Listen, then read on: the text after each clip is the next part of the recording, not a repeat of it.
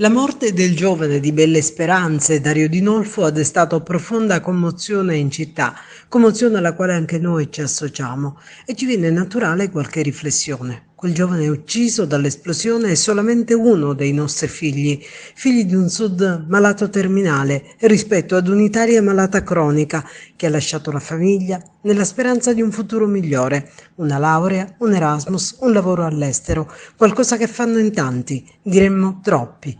Di chi le colpe? Semplice, nostre, di tutti, per continuare ad accettare compromessi, sperando in quei meccanismi che ci permettano corsie preferenziali e file saltate, che hanno ridotto il nostro paese ad un territorio considerato dai grossi capitali esteri in perenne saldo di fine stagione.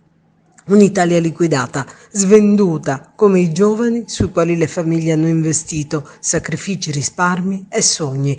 Quella di Dario è una disgrazia che poteva capitare ovunque, ma è accaduta lì, in Portogallo, lontano dai suoi affetti, dagli amici straziati, da una famiglia giustamente inconsolabile.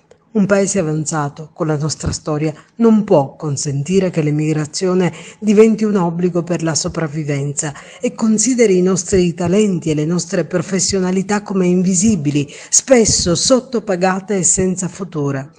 La morte di Dario deve farci riflettere su questi meccanismi perversi che hanno messo in mano la nostra vita e il nostro futuro a chi ha mercanteggiato sotto costo la nostra terra, il nostro popolo, la nostra dignità.